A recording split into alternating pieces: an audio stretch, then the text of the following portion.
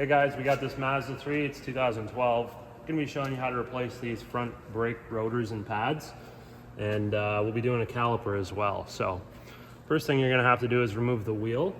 The factory wheel nuts are 21 millimeter. And then some other tools that we're gonna need are a hex key socket for these slider pins that need to come off to remove the caliper, and a hammer, pry bar, and maybe a light. So let's get started. We'll pull this caliper off. All right guys, 7 millimeter hex key, Allen key, whatever you want to call it. I've got mine in a socket. You could use just an Allen key or whatever you want. Now we just have to loosen these things off and get them out a little bit so that we can get this caliper off.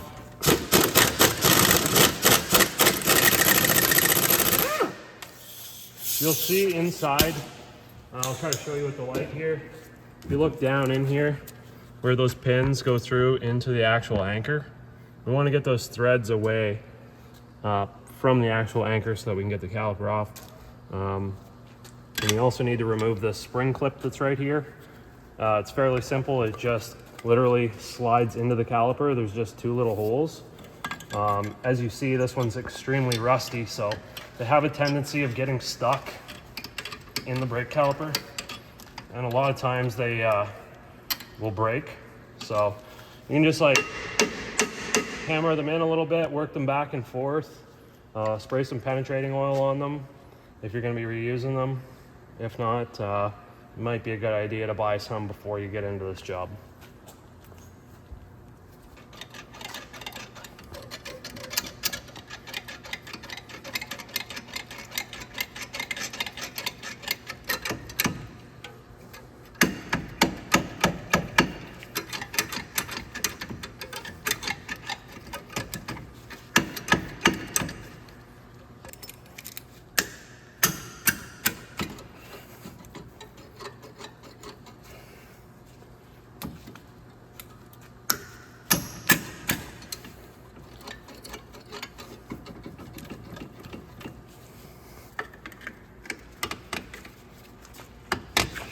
Okay, I'm just trying to get these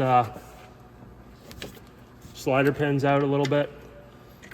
You can see now they're no longer in there. I push it back out far enough.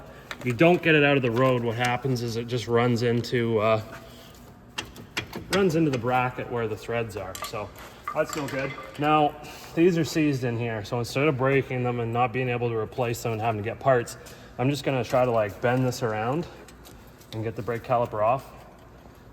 And just like that, I'll leave that on. Now, there's our brake pads. They're actually in like pretty decent shape, surprisingly. So, not sure if maybe the rotors are warped. I don't know why the customer wants me to replace them, but we're gonna do as he wishes. Maybe throw these back in the box. You can see there's a spring that goes inside of this caliper piston. And this spring clamp, it tends to get pretty rusty, and you can see how much rust is on the inside of that piston. So one thing that happens with these is if you don't get all the rust and stuff out, when you slow down, sometimes you get a creaking noise, and that's what it's from, is this just scraping and like crunching on all the rust on the inside of this, and that's where your noise is going to be coming from. So I'm going to try to clean a bunch of that crap out, and then I'll probably put a bunch of like high temp copper anti-seize just on all the contact points. Not a whole lot. I don't want it to come out and contaminate the brakes, but just enough that it'll be good. So now we got this off. Get yourself a hanger for your caliper. You can use a coat hanger, whatever you want. Ratchet strap. Or you can buy those, link in the description. Yeah, link in the description, baby. Okay, now we need to take this bracket off. 17 millimeter bolts here. Buzz those off. We'll get this thing out.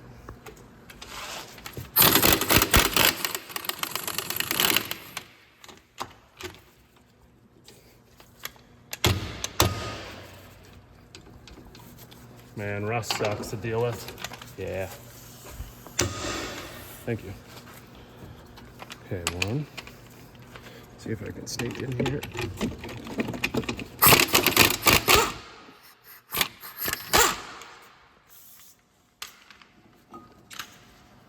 Okay, once we get this thing off, we can get our disc off now.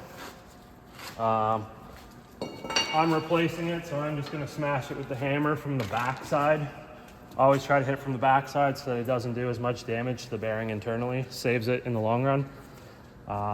If you're gonna be reusing your rotor, don't use a hammer to smash it or you're gonna like dent the cast. You'd use like a soft dead blow or put like a 2x4 in front of it to hit it. So another thing, you might wanna just put a wheel nut on the stud, just a couple threads to keep the disc from like flying off. So, see if we can get this. Just like that. Now I get this thing off, maybe.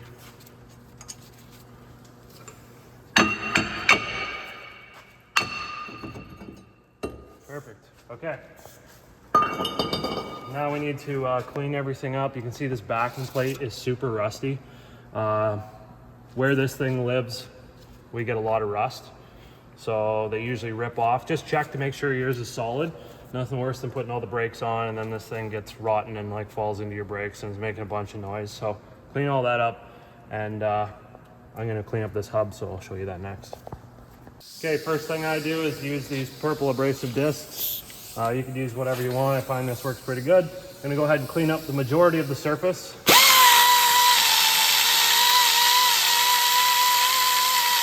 Okay, I now followed up with this style of purple abrasive disc, and it's for cleaning studs. I go around, do all of them like that.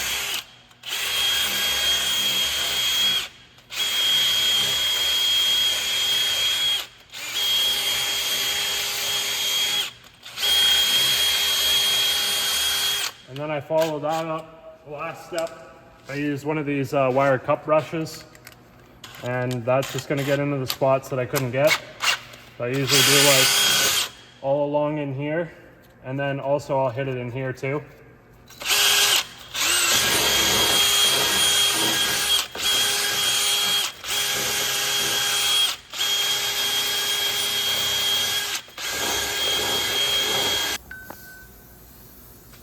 Okay, I'm just spraying some of this on here, honey goo. It's a product Clean Flow.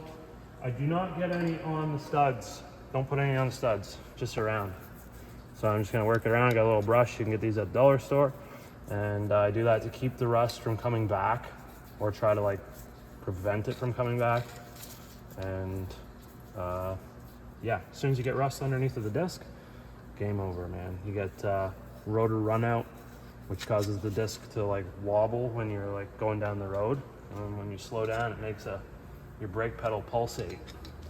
So, all right, we got that all cleaned up nice. Time to throw a disc on here. So we got some fancy Ray Bestos discs. Make sure you got the right size discs for your application. I'm just gonna put a nut on here so that the disc doesn't keep like falling off like that. And then we're gonna clean up our brackets so that the pads can get installed.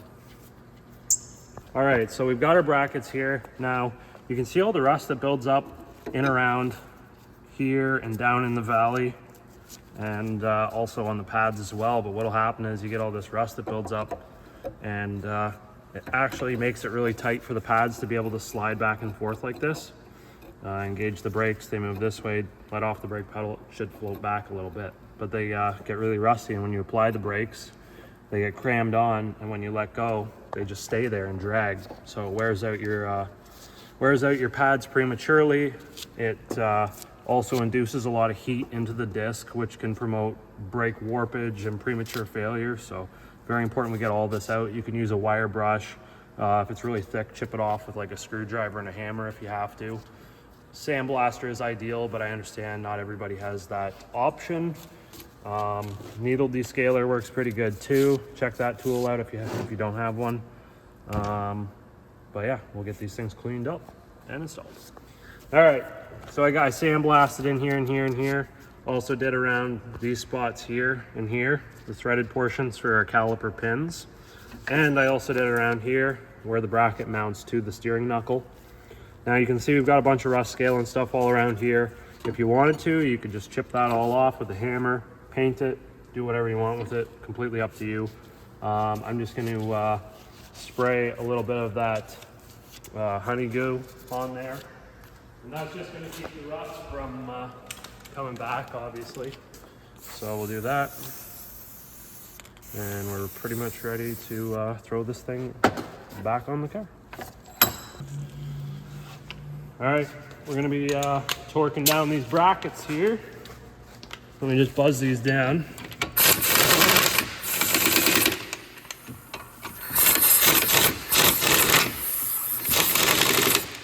Okay, so these ones get torqued to 74 foot-pounds. We have my torque wrench here.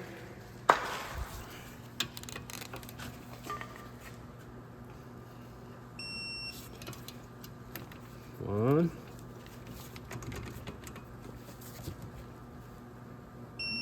Two.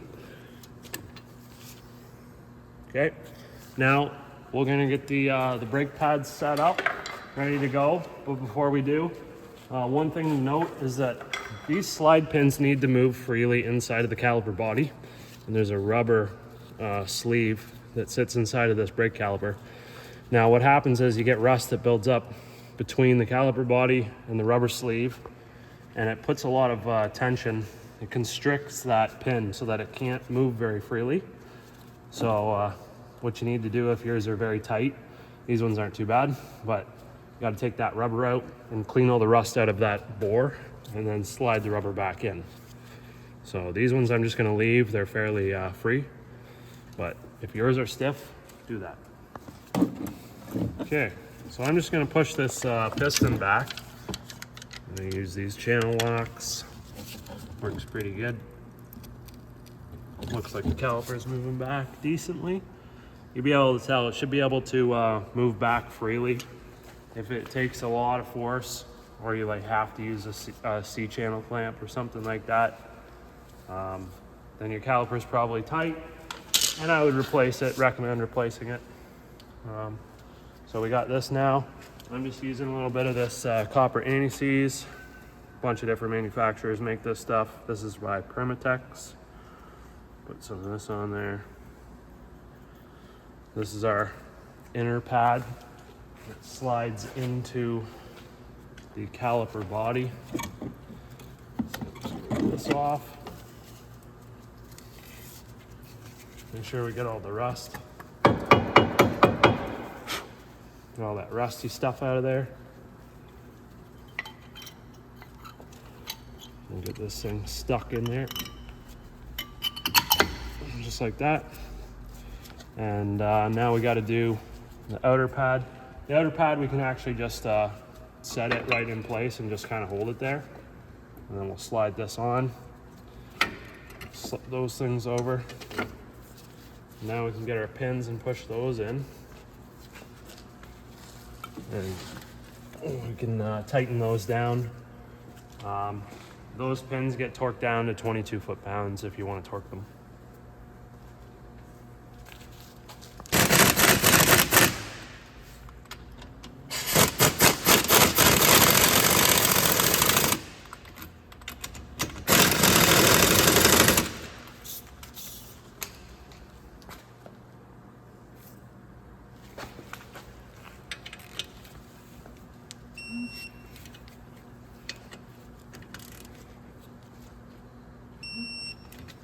And then we got little caps that go over there, and that just keeps the moisture and stuff from getting in. So just pop those on.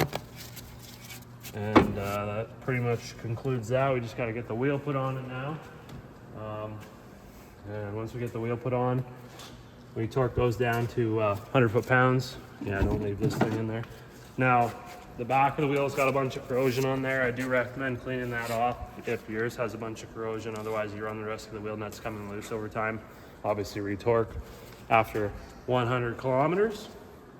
You could use a wire brush to clean them off. You could use a sandpaper or abrasive disc on a grinder, whatever you see fit. It's aluminum, so it's soft, so be careful.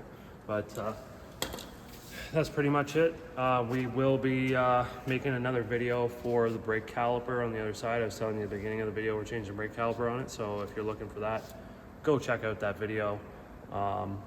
that's pretty much it. You got any questions, throw them in the comment section below. I'd be glad to answer any comments that you have or questions. And then also give the video a thumbs up, subscribe for more content, and we'll see you in the next one.